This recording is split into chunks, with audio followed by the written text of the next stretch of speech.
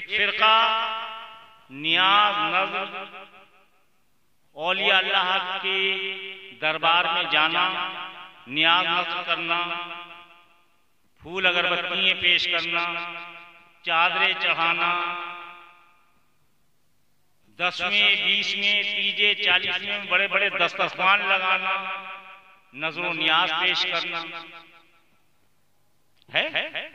ऐसा एक ऐसे मुसलमान है या नहीं है? आप कौन से मुसलमान हैं? ईमानदार से बताइए, जवाब दीजिए। यही वाले हैं, नियाज नजर वाले हैं, खूब बढ़िया बढ़िया दस्तरखान हैं, यही वाले नियाज नजर वाले हैं, बहुत उम्दा। और एक ऐसा भी गिरोह आज भी मौजूद है जो ये कहता है ये शिर्क है, ये बिदअत है या नहीं है? भाई है या नहीं है? जवाब दो बेटा। सब लोग और बच्चे खास तौर पर, बड़े तो हमारे सब जानते हैं, ये बड़ी मेहनत करते हैं। आप लोग समझो बच्चे, है नहीं है बेटे? है। वो क्या कहता है? ये शिर्क है, ये बिदअत है, नियाज नजर बिल्कुल मत करो, बुजुर्गों से कोई निस्बत ऐसी मत रखो। तो उस ग्रुप के लोग क्या कहते हैं जो नियाज नजर करते हैं? कहते हैं कैसे ना करें, हम तो करेंगे। वजह क्या है, क्यों करेंगे? दलील बड़ी मजबूत है।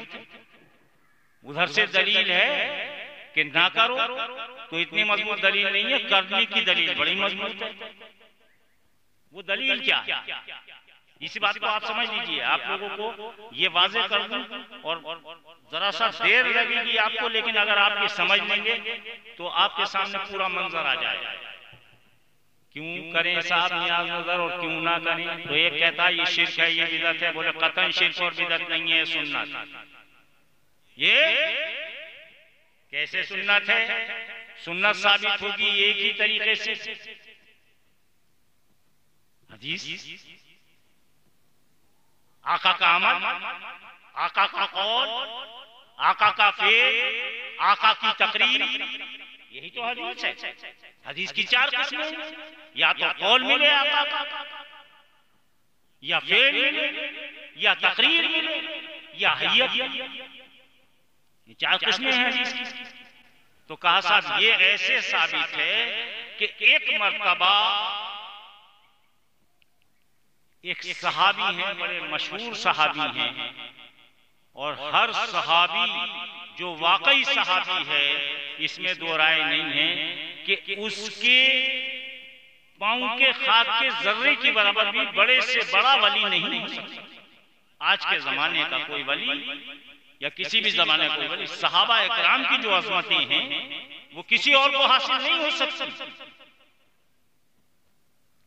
हकीकत में उनकी अजमतें हैं। तो हजरत साद नाम के एक सहाबी, अल्लाह उनसे राजी, वो अल्लाह से राजी। तो हजरत साद कहते हैं कि मेरी माँ का इंतकाल हो गया। मेरी माँ का, अब ये बताइए कि मेरी माँ एक मुसलमान थी, कलमा गो थी, उनका इंतकाल हो गया। मैं उनके ईसाले सवाब के लिए उनके दर्जात बुलंद हूं, उनकी मग़फ़िरत अल्लाह ताला कर दे, मैं क्या करूं? आका ने फरमाया साद तुम सरे राह, यानी सड़क पर, ऑन रोड, अब सड़क के बीच में नहीं, सड़क पर का मतलब सड़क के किनारे ही होता है इस तरह। सड़क पर एक कुआं खुदवा दो और कह दो कि मैंने अपनी माँ का नाम लेकर कह दो कि साद ने अपनी साद की माँ के लिए इसे हमेशा के लिए वक़्फ़ किया। ये उनकी तरफ से सदका जारिया बन जाएगा और हमेशा उसको इसका सवाब मिलता। बात समझ में आ गई? यानी अब जाहिर सी बात है, ये हदीस सबसे बड़ी दलील है हमारे लिए, नियाज नजर के लिए, कि हम अपने मरहूमीन के लिए नियाज नजर कर सकते हैं। उसमें अंडा, मुर्गा, पराठा, बिरयानी, जर्दा, पपीता, बहरहाल दुनिया की जो जायज शेय है खाने वाली, उसको उस पे पेश कर सकते।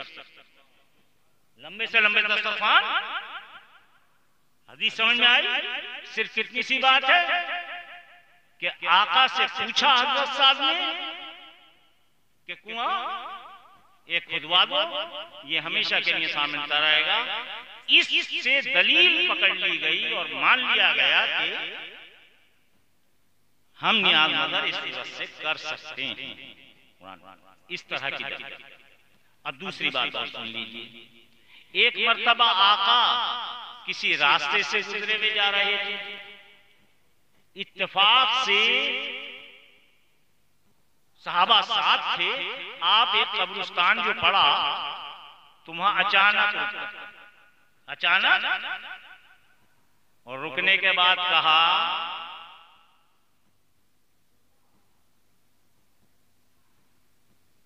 कि एक खजूर की ये जो टहनी है ये उठाकर लाओ। किसी साहबी ने पेश की, आपने उसे 20 से चीरा, उसकी 2 टहनियां बनाई खजूर की और एक कब्र पर लगा दी कब्रिस्तान की और दूसरी कब्र पर लगा दी। साहबा इकराम ने ये अमल देखा, कहा कुछ नहीं आका ने, बस ये अमल किया। अचानक साहबा ने कहा, हुजूर ऐसा क्या मामला था कि आपने एक खजूर की शाख की 2 टहनियां बनाई और एक कब्र पे लगाई और दूसरी कब्र पर लगाई? आका ने फरमाया, मैं जब यहां से गुजर रहा था इन दोनों कब्रों पर अजाब हो रहा था। अल्लाह के रसूल हैं, सब रोशन, अल्लाह ने वो अता की है रोशनी, आपको सब रोशन जो अल्लाह ने बताया है।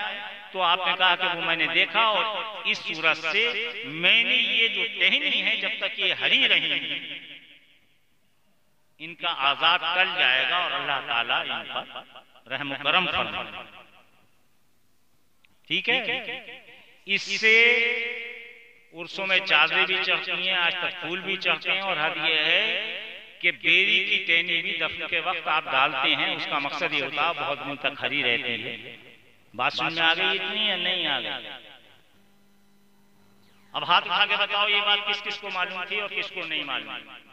नियाज नजर के मामले में बाकी सब लोगों ने आज सुना, ये समझ में आ गई बात? ये समझ में आ गई? नहीं, 2-3 लोगों के अलावा इस बात को कोई। और बच्चों, तुम्हें खास तौर पर मैंने क्या बात समझाई, अब पता चल गया कि इतनी बड़ा दस्तरखान किस हदीस की बेस पे छपते हैं, करते हैं हम लोग। समझ में आ गया? नियाज नजर औलिया अल्लाह के मजार पे उर्स, ढोल धमाके किस लिए हो रहे हैं, ये मैंने मोटी मोटी 2 हदीसें बताई, वाकया आपके सामने है। अब यही लोग जो नियाज नजर के लिए ऐसी 2 हदीसें पेश करते हैं, हसन मियां एक ही मतालबा करते हैं। और कई साल पहले भी मैंने ये एक गुफ्तगू में, एक तकरीर में कहा था, आज तक सन्नाटा है, आज फिर इसका आदा कर दूं। अब गौर कीजिए, मैंने बताया रसूल अल्लाह का कौल अगर मिल जाए, फेल मिल जाए, तकरीर मिल जाए या हैया, ठीक है? कैसे उठते थे, कैसे बैठते थे, कैसे लेटते थे, अगर कोई साहिब बयान कर दे तो वही सुन्नत हमें समझ में आ गई बात? अब जरा गौर कीजिए, अब मैं आपके सामने वो पेश कर रहा हूं जिसे कहते हैं हदीसे कुदसी। हदीसे कुदसी क्या है? तो जाहिर है हदीसे कुदसी वो है जो एक सूरत से कुरान भी है और हदीस भी, यानी जिसमें जिब्रील भी है और बगैर जिब्रील के आका का भी है। यह है हदीसे कुदसी। अब वो हदीसे कुदसी सुन लीजिए। हदीसे कुदसी क्या है और देखिए कितनी बड़ी हदीस है। और मैंने 2 हदीसें पहले आपको सुना दी, क्या सुनाई? एक आपको सुना दी मैंने तबरुकात के मुताबिक, दस्तरखान सजाने के, और एक फूल और चादरें चढ़ाने के मुताबिक। अब ये हदीस और सुन ले, हदीस कुदसी कि अल्लाह ताला कह रहा है जिब्रील मेरे महबूब की बारगाह में जाओ, मेरे महबूब की बारगाह में जाओ और जाकर ये पैगाम दो, ये बच्चा जो आपकी गोद में है, ये चंद दिन का जो बच्चा आपकी गोद में है, जिससे आप प्यार फरमा रहे हैं, ये बच्चा एक दिन करबला में शहीद होगा। यह है हदीस कुदसी, अल्लाह भेज रहा है मां से। तो जाहिर है जिब्रील अलैहिस्सलाम आए, किसके हुक्म के मुताबिक? जिब्रील अलैहिस्सलाम कौन है? तमाम फरिश्तों के सरदार। तो अल्लाह ने सबसे पहली मजलिस और पहला जिक्र शहादत का जो किया वो लामका पर किया और फरिश्तों को ने सुना।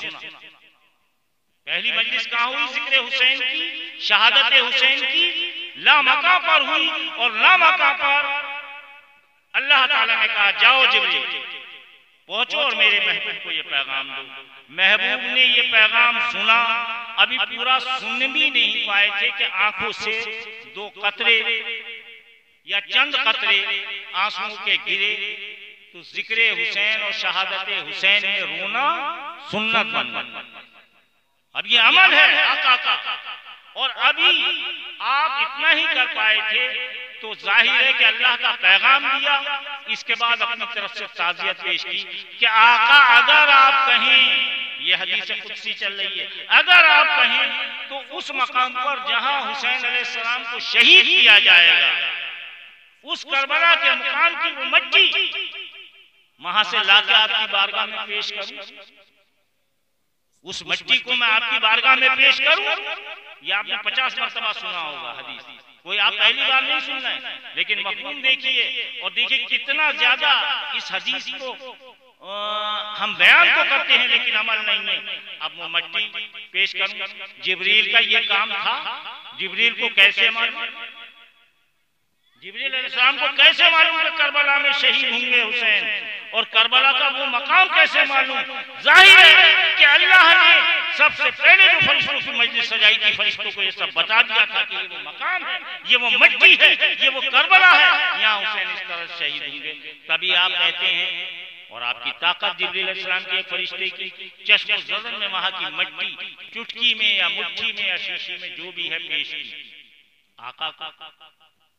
आका ने उसको अपने हाथ में लिया, उसे जीनत बख्शी, और ये वो पहला ताज़िया है, ये वो पहली मट्टी है जिसे उठाकर आपने, जिब्रील अलैहिस्सलाम चले गए इतना काम करके, आपने अब दूसरी महफिल कहाँ सज रही है? अब पहली महफिल सजी बारगाह इज़्ज़ी में, और दूसरी महफिल सजी है बारगाह रिसालत। और बारगाह रिसालत में दूसरी मजलिस जो हुसैन की शहादत की सज रही है, अभी शहीद नहीं हुए हैं, शहादत का जिक्र आसमान में भी हो रहा है और दरबार रिसालत में भी हो रहा है। रसूल अल्लाह महफिल सजाते हैं और सजाने के बाद अपनी महबूब ज़ौजा हजरत उम्मे सलमा, जिनका इंतकाल भी वाक़ए करबला के बाद हुआ है, ये देखिए आपने उनसे कहा हजरत उम्मे सलमा से कि इस मट्टी को अपने हुजरे में, अपने कमरे में रखो। तो पता चला जिस तरह से हुजरे आयशा आज तक रसूल अल्लाह की आरामगाह है, हुजरे उम्मे सलमा पहली इमाम बारगाह है जो तमाम मोमिन और मोमिनात, तमाम सहाबा इकराम की मां ने बनाई। पहली इमाम बारगाह और पहला इमाम बड़ा रसूल अल्लाह को उनका काम बनता है, किस जिक्र से बनता है? पता चला कि ये वो पहला इमाम बड़ा है जो उम्मे सलमा के यहाँ। उम्मे सलमा ने, और सिर्फ यही नहीं, अब उसके साथ हुक्म क्या हो रहा है? सिर्फ इतना ही नहीं कि मट्टी ले और रख लो, आगे आका फरमाती जब मेरा हुसैन, मेरा ये नवासा, मेरा ये प्यारा नवासा जो मुझसे है, बात समझ में आती है, हुसैन रसूल अल्लाह से। अब दूसरी बात करें, मैं इससे हूं, हुसैन मुझसे है, मैं हुसैन से हूं। ये भी तो पूरा होना है आका का कौल। तो उसी के लिए कह रहे हैं, ऐ उम्मे सलमा, जब ये मिट्टी सुर्ख हो जाए तो समझ लेना मेरा हुसैन शहीद। निशानी इसकी बराबर ज़ियारत करती रहना, यानी इसे बड़ी ताज़ीम से रखना, इसकी ज़ियारत करती रहना। और जाहिर है उम्मे सलमा पे वो ज़ियारत हो, वो मिट्टी हो, वो ताज़िया हो, और सहाबा इकराम और सहाबियात उससे महरूम रहते हैं उस मिट्टी से। तो खुद जैसे अपनी आरामगाह बनाई, अपने सामने अपने नवासे की पहली इमाम बारगाह बना दी, जो उम्मे सलमा का हुजरा। पहली इमाम बारगाह है, वो सुन्नत है हर जगह बनाना। बात समझ में आ रही है? अब जाहिर है कि बात यही नहीं रुकती, आगे और बढ़ती, आगे और वसत लेती है ये बात। अगर बात यहाँ पे भी खत्म हो जाती तो ये नास भी आज तक भागा भागा फिर रहा है। इसको तो भागने की जरूरत ही नहीं रहती, ये भागते ही इन बातों से है। ये तो एक जगह ये मुहर्रिक जो बना है, ये इन्हीं बातों से बना है कमबख्त। अब इतनी बात हो गई, अब तीसरी मजलिस कब सजती? ये दो मजलिसें हो गई, तीसरी मजलिस हजरत उम्मे सलमा सजाती हैं। और तीसरी मजलिस कैसे सजती है कि एक दिन, यानी ये करीब आप समझ लें 45 साल का तकरीबन अरसा बैठता, अगर सही जोड़ा जाए 45 साल तक। एक आला हजरत का शेर है और बड़ा प्यारा शेर है कि मदीने के फूल करबला, करबला तेरी किस्मत पे लाखों सलाम, बड़ा मशहूर है। हकीकत ये है मदीने के फूल करबला में तो बात को पहुंचे हैं, करबला की मिट्टी मदीने में पहले ही बन गई। मदीने की जीनत करबला की मिट्टी बना गए हैं। अब सिर्फ इतनी बात नहीं, तीसरी महफिल कब समझती कि मिट्टी सुर्ख हो जाती है और हजरत उम्मे सलमा कहती हैं कि आज मेरा हुसैन शहीद। ये तीसरी महफिल हजरत उम्मे सलमा के यहाँ सज गई। हजरत अब्बास, अब्दुल्ला इब्न अब्बास से ख्वाब देखते हैं, इब्न अब्बास से ख्वाब देखते हैं, और सहाबी का ख्वाब बड़ा सच्चा होता है, और जिसमें रसूल अल्लाह वो तो सच्चा होता है। आज भी अगर कोई इंसान रसूल अल्लाह को ख्वाब में देख ले तो वो सच्चा ही होगा, वो बड़ा खुश नसीब होगा। आपने ख्वाब में देखा कि रसूल अल्लाह सुबह से ही, जिस दिन ये वाकई शहादत होने जा रहा है 10 तारीख को, सुबह से ही पूरा घराना करबला में है, और सब घराने के सरदार रसूलुल्लाह खुद वहां तशरीफ फरमा है, और एक शीशी हाथ में है, और तमाम शहदा का खून इकट्ठा कर रहे हैं। और हजरत अब्बास अब अपना ख्वाब बयान करते हैं, आका मैंने हमेशा आपकी ज़ियारत की है, जंग में आपको देखा, घर में आपको देखा, बज़्म में आपको देखा, रज़्म में आपको देखा, शजर के साए में आपको देखा, बाद में साया कर लेते थे, मैंने उस हालत में भी आपको देखा। बड़े बड़े परेशानी और खुशी के आलम में आपकी ज़ियारत की है, लेकिन मैंने कभी आपकी जुल्फें इस अंदाज की बिखरी हुई नहीं देखी, मैंने ऐसा गर्दो गुबार नहीं देखा। बिल्कुल ऐसा लगता है जैसे चांद बदली में छुप गया हो। एक तमसील है, एक मिसाल है, कहाँ ये बदली का चांद, कहाँ आका का वो नूरानी चेहरा, लेकिन समझने समझाने के लिए मिसालें दी जाती हैं। आका मैंने कभी आपकी यह हालत नहीं देखी, आका आप तो बड़े परंगदा नजर आ रहे हैं, आपकी हालत क्या है? आका फरमाते हैं, ए इब्ने अब्बास, ए अब्दुल्ला इब्ने अब्बास, मैं सुबह से उस मार्के में करबला के था, तमाम शहदा का खून इकट्ठा कर रहा, ये शीशी में वही खून है सुर्ख रंग का।